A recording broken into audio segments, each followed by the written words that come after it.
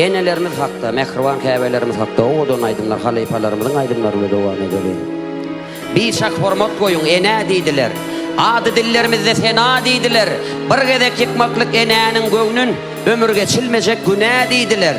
Bağları, dağları bedeyen kuşlar, geçtede her neyse tomuzlar kışlar. Enesinin yatan kögürt gözünü hiç mahal, hiç kaçan unutmazmışlar. Sözlösen bir akılların adından, şunu hiç kim çıkarmasın yadından. Döreyendir dünyanın güzellikleri, gün şöklösü bilen enen süydünden. Seni küytep geliyorlar, zin dünyamın yağdı kerem. Taşınladır oğul gıydılar, gül gönlümün şağı kerem. Seni küytep geliyorlar, zin dünyamın yağdı kerem.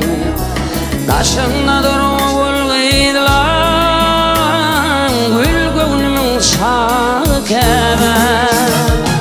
Yeçezan, yeni yerlerden kıskanım. Yeçezan, yeni dillerden kıskanım.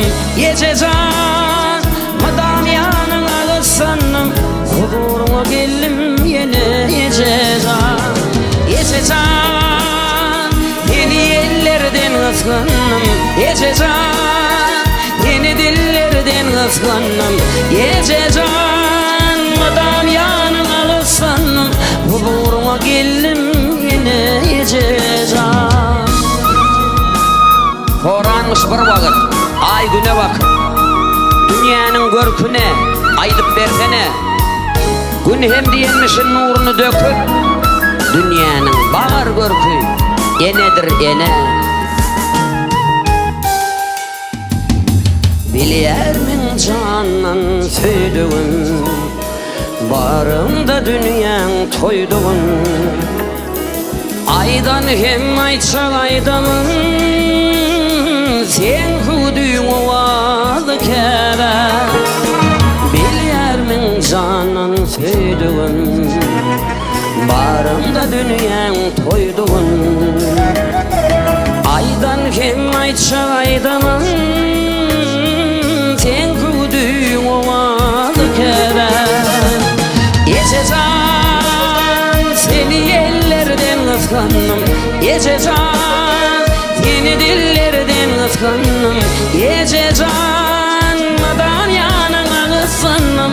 Huzuruma geldim yine yeçezan. Yeçezan, seni ellerden kıskanım. Yeçezan, seni dillerden kıskanım. Yeçezan, madan yanına kıskanım.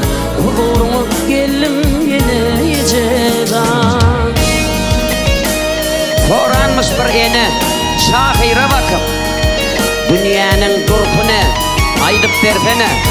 Şahir hem diyenmişin dayıdına çöküp, dünyanın bağır durku ene sen ene. Yeçezan, yeni ellerden kıskanım. Yeçezan, seni dillerden kıskanım. Yeçezan,